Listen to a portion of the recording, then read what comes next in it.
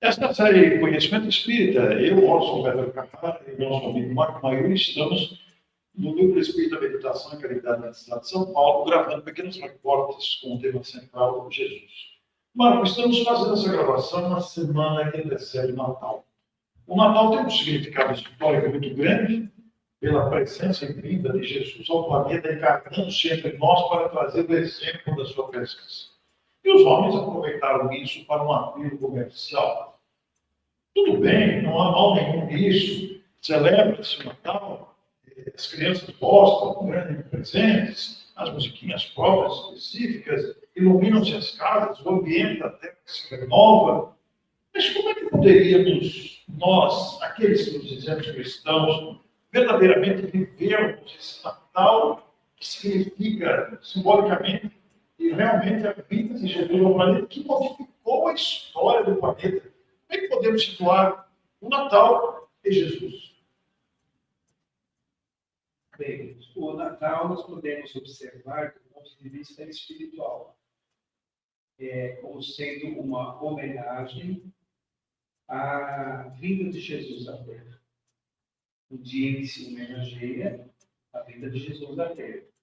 É claro que não é a data exata do seu nascimento, foi uma data que foi modificada do solstício de inverno.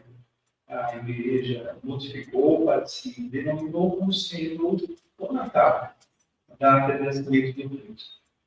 Não nasceu em dezembro, né? Mas é uma data que homenageia, sim, a chegada desse Espírito na Terra. A maneira de viver o Natal é aquela que Jesus certamente gostaria, que nós cumpríssemos os desígnios trazidos por ele. É a melhor maneira de homenageá-lo. E o Natal deve ser todos os dias, né? Todos os dias nós temos que agradecer a presença desse Espírito na Terra.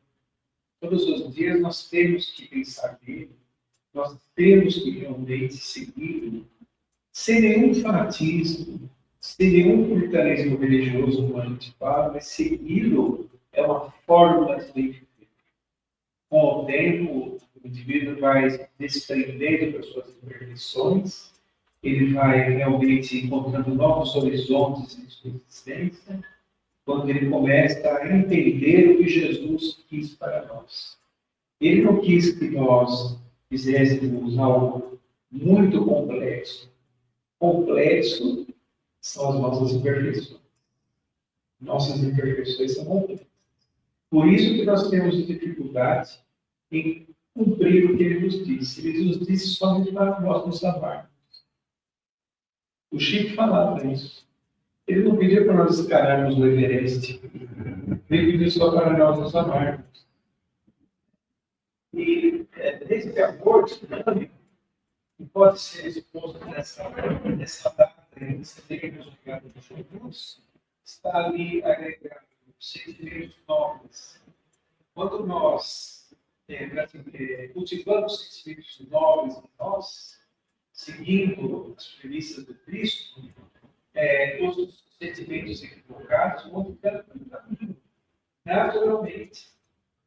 Porque o nosso espírito precisa aprender profundamente. Ele não pode aprender superficialmente. Então, o Natal não é reflexão para aqueles que estão acostumados a refletir-se, certo? Para aqueles que estão acostumados a refletir, é uma época de reflexão e de agradecimento. Para aqueles que não estão acostumados a refletir sobre isso, é uma época de uma convenção social. Mas nós precisamos tomar muito cuidado. Pois é sempre uma alegria, a lembrança carinhosa desse Espírito incomparável que esteve entre nós, Jesus de Nazaré. Em sua fala, você se refere aí a essa proposta de renovação trazida por Jesus. Uma das grandes dificuldades humanas, talvez maior dos seus ensinos, foi o perdão, a ponto de ter deixado para o final da sua caminhada o exemplo do perdão. E a ausência do perdão tem sido causa de enfermidade, de tragédias, de guerras entre países e de misérias morais de todo tipo. E aqueles que estão nos ouvindo talvez tenham dificuldades de perdoar. os nossos amigos espirituais poderiam dizer a respeito desse exemplo magno do perdão trazido por Jesus? O perdão é desescravizante. Nós estamos escravizados por muitos sentimentos torpes que nos impedem de perdoar. Nós citamos aqui o orgulho é um deles, né? O pano de fundo de todas as perfeições humanas. O egoísmo, né? Os sentimentos de devide, a mágoa, sentimentos que a imperfeição traz, nos impedem de perdoar. Agora, o perdão, ele é muito dinâmico. Né?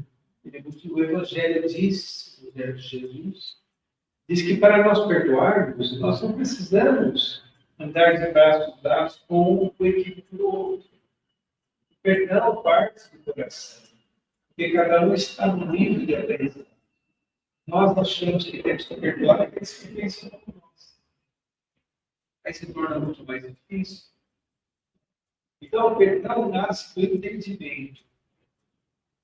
Jesus, quando estava ao alto da cruz, nos perdoou, porque ele entendia que nós não sabíamos realmente o que estávamos fazendo.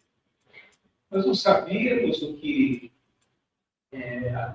a consequência das nossas ações. Certo? Então, ele nos perdoou a partir de um entendimento superior, de uma noção superior. Agora, nós aqui, comuns na Terra, nós temos que cultivar o entendimento. Se aquela pessoa te prejudicou, você não tem condições de confiar nela, não há problema. É só você perdoá-la no coração. Ela não é digna da sua confiança, mas ela é digna do seu perdão. Porque nós é que estamos prejudicados se não perdoamos. Né? O perdão, ele é, vamos dizer assim, uma fórmula de libertação. O Morse comentou. Se a humanidade perdoasse, o mundo estaria muito diferente. E deve ser também de braços dados com amor. Né? O cultivo do amor, da fraternidade. Se nós olharmos do ponto de vista também superior, vamos entender que Jesus amava também aqueles que foram seus abusos. Ele amava o imperador de Roma. Ele amava o pasta dele. Ele amava todos. Só que ele estava numa situação ali, desde a crucificação, que, na verdade, a crucificação é uma demonstração do que nós somos ainda. Né? E ele é um amor superior que nos perdoa incondicionalmente. Estava sendo ferido, era só